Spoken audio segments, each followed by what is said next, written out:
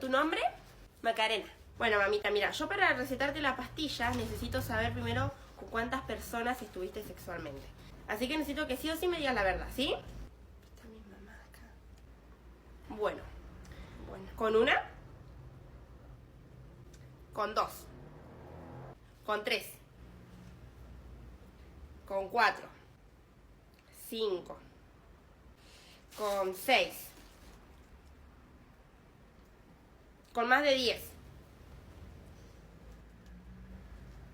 Con más de 12. Más o menos con el alta zorrita. Ay, yo no lo puedo. Igual más que yo no. Yo estuve con más de 30. Choque.